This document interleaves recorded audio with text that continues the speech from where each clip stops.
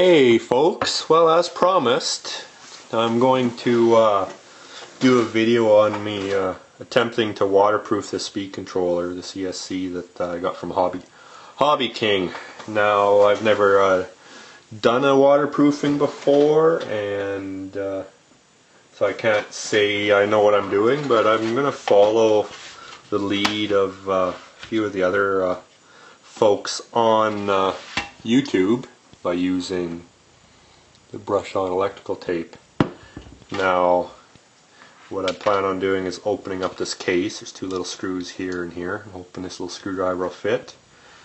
And it'll probably have to take the fan off to make room, and then I'm thinking this whole thing should just lift right off once I cut through the labels. Now, caveat, warning, don't do this, you know, yada yada. This is going to void the warranty, but yeah, Hobbyking warranty. Can't say I know if there's much of that anyway now, and for $27 I'm willing to risk it. So just be warned, if you're going to do this, you will be voiding the warranty in case you ever blow the thing up and need to try to return it. Now, they would probably fix it for a cost, but I'm willing to give it a try. So first thing, like I say, is I got to take these two screws out. Now, this is the smallest screwdriver I can find, little Phillips. So let's actually, first thing I'm going to do is take the fan off. So I'll use my trusty old Huddy. I love these these particular drivers. They have more expensive ones with aluminum knurled handles, but I really like these. I think they call them the Profi tools. There it is right there. So they're nice. I like the feel of these, and being that they're Huddy, they're good quality. So let's see here. Just pop the screw off. There are these screws. Of course, my hand's in the way with this camera view, but I'll do my best. I'm no professional, so do it this way. There it is. Fan off. Whether I'll run the fan, we'll see, because then that's just one more thing to short out. But I'll have to give it a go. So now, as far as I can tell, should be able to just pop these screws out. Oh, got lucky. The screwdriver fits in the hole, but it doesn't fit in the Phillips. Oh, there we go. The Phillips screw. Boy, those are tiny. Have to try not to lose those, so I'm going to put them somewhere safe, so that way I can't find them later. Put them right up at the top here. And now I'm going to take my knife. Let's see, I should have take my old, cut the label, or I might even take the label right off, but should just be able to cut along there, cut along there, and it looks like it goes up and over and around. So now, let's see if I know what I'm talking about. Oh, this one.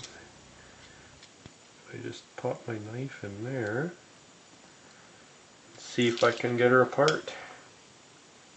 So I don't see any more screws. Now maybe it's snapped together. Huh. Alright, well, I'll figure this out and I'll get right back to you.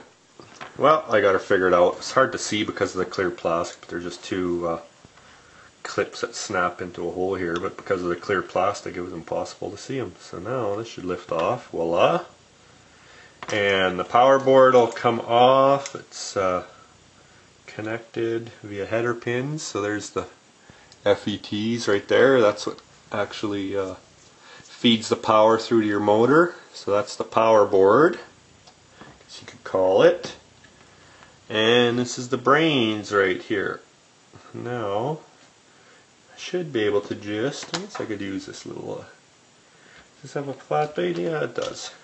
Bought this kit way back when. It's from the Source, Radio Shack. It used to be Radio Shack in Canada, but now it's a Source. They're not very good tools, but good enough for this. So there you have it. The brains of the operation, I guess you could say.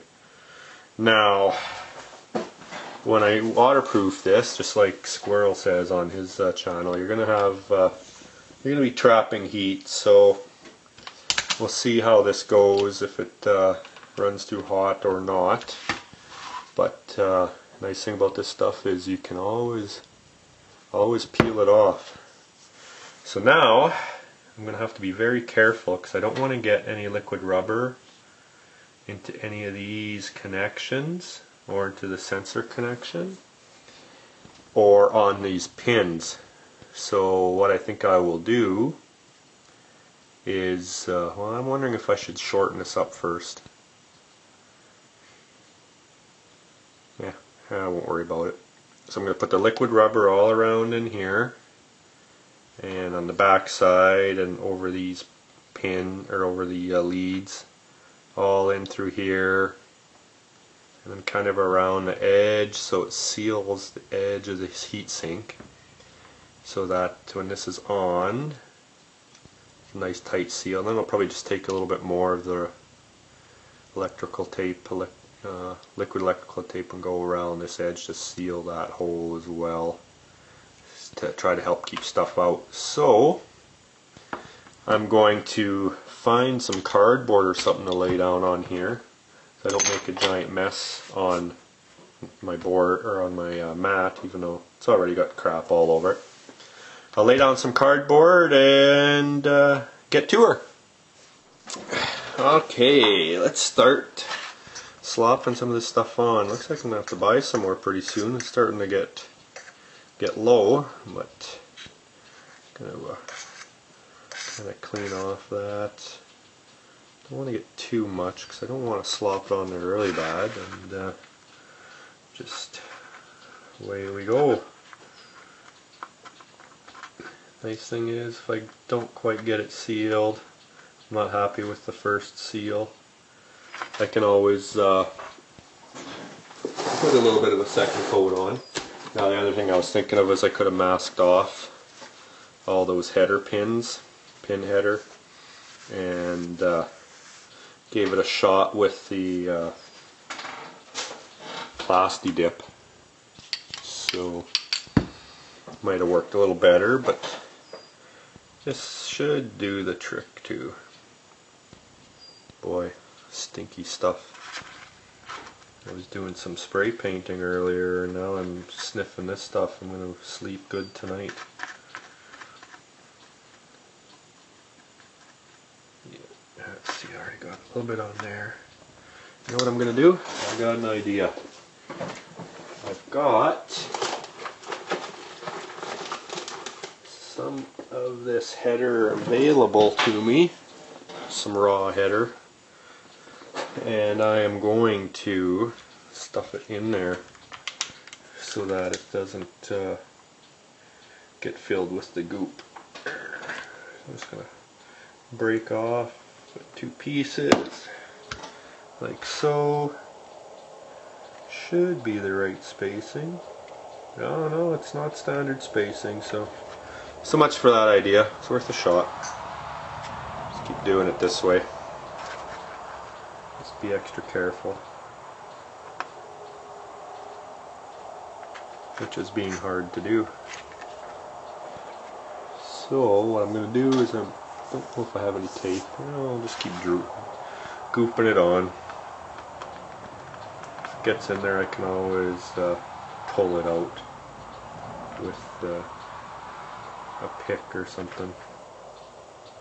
I think this liquid electrical tape's getting a little old too, so it's not quite as runny as it could be, but oh well.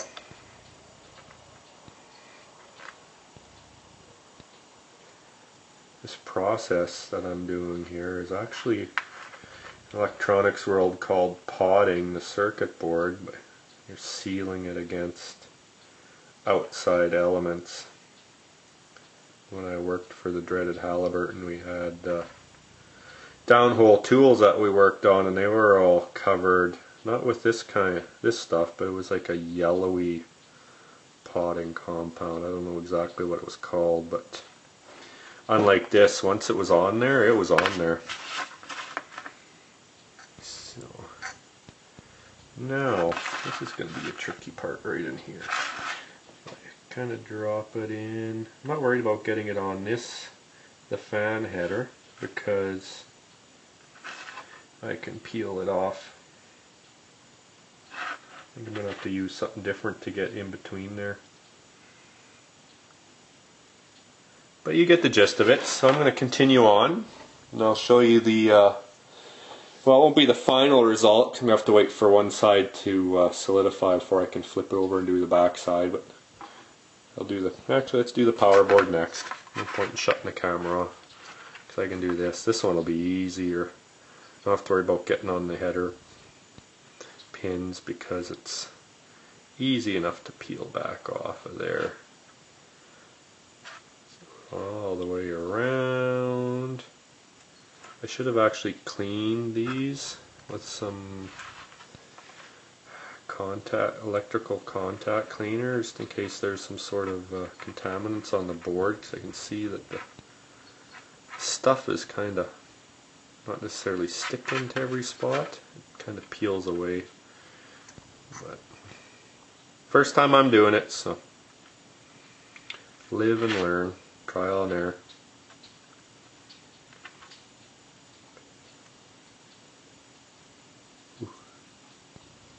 Nice thing about this stuff too is it's fairly quick to cure. It's not like I have to wait until tomorrow before I'll be able to do the other side. I can let it dry, work on something else while it dries. So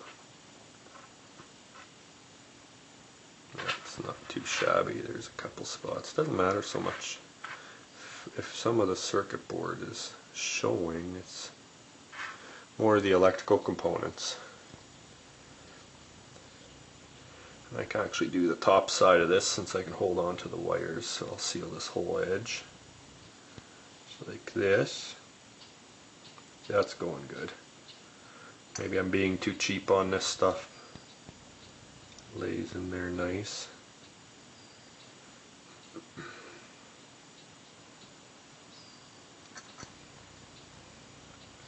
So now I don't plan on taking this underwater or anything crazy. I just want to know that if I do come across some water, I'm good to go. Because most of my driving is actually going to be in my yard. So that's good. Let's actually flip this over. Do the back side. This will be the easiest. You can just slather it on there.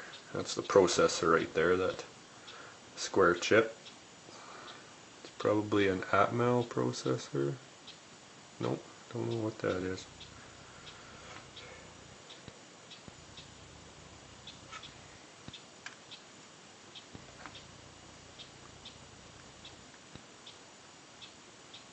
Got a feeling I'll have to trim some of this off the edges once I got to put it back in the case, but definitely think I'm going to be doing a second coat,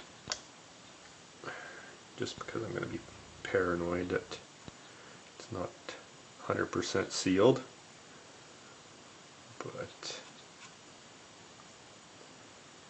get a little more on that processor.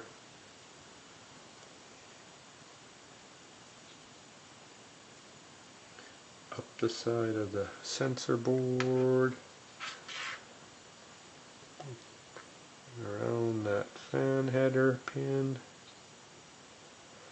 Yeah, I know this is probably boring because you guys have seen it numerous times by other guys, but maybe I'll do something slightly different that you might find useful, and if not, oh well. I'm not trying to make money doing this, I just enjoy doing it, so I'm going to figure, since I'm doing it, I'm going to video it. So there you go. Now I'm going to find a flat blade screwdriver that I can use to scoop some out and get in between the where the wires are and the heat sink. I can use my Losi tuning screwdriver, should work good. So what I'm going to do is I'm going to take some of that and drop it in like so.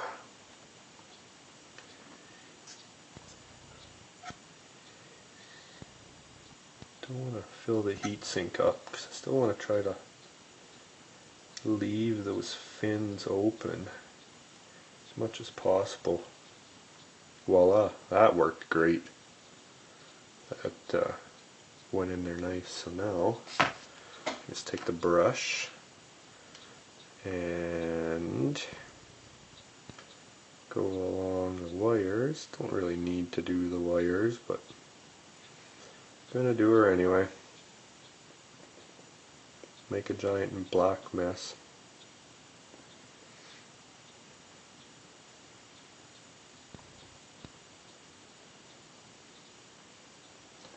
And there you have it. Should be good. There's a couple little spots, but I don't want to touch them until it's completely dry, or I'll just end up peeling the existing rubber off. And this one as well. I guess I can use a screwdriver and get in there. I don't know if this one will lay down in there or not.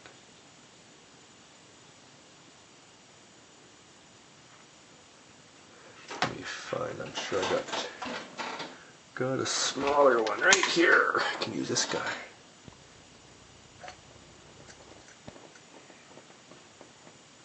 Guess you could use something like a toothpick or something like along those lines as well. Yeah, that laid in there good.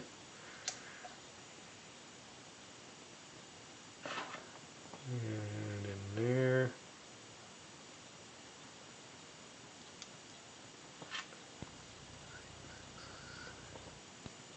Not too shabby. It's pretty well sealed up. Now if you're wondering about the header connections and that on there, what I'm going to do with those when I snap the two boards together is take some dielectric grease. I've got a tube here, I'll show you it, and put dielectric grease. You might be able to get away with using some other grease, but dielectric grease, dielectric means it does not conduct electricity. Now that seems, you'd think maybe that's backwards of what you'd want, but it isn't, because if the grease conducted electricity, it would short out the pins. So let me grab the tube of it. It's in the toolbox here. Should be in the toolbox. There it is. It's used a lot in like automotive and old distributors where they had points and that, just to keep water out. Spark plug boots. This is the stuff I use. See if you can see that. Permatex brand dielectric grease. What you do is you put it into these holes. Sorry. Drop it down into those holes before you put the pins in. And it keeps water out, but it lets the pins make contact. So that'll work good for keeping that waterproofed. And as well, I will put some, before I put the sensor wire in, I will stuff some into there as well. Now the next step, which will be a separate video, will be to waterproof the servo, which is actually pretty easy. I'm not going to open it up or anything. I'm just going to seal the outside and put some grease in the bearing and an O-ring and so on. That should do the trick. And also to waterproof the my light controller, which I will just do the brush on electrical tape method. I'll just goop it all over. Or maybe I'll just throw it in a balloon, who knows. It doesn't matter if it's completely sealed, it's not going to overheat. And then get it all back together. Now I hope to get this all back together for the weekend, because I'm out on a security shift. And between patrol, I'm out on a well site or a pump station site, and between patrols I'll be able to run the Wraith. So maybe I'll throw the old contour camera on the Wraith and maybe get some wheeling footage, see how it goes. But anyway, until the next video, take care and talk to you later.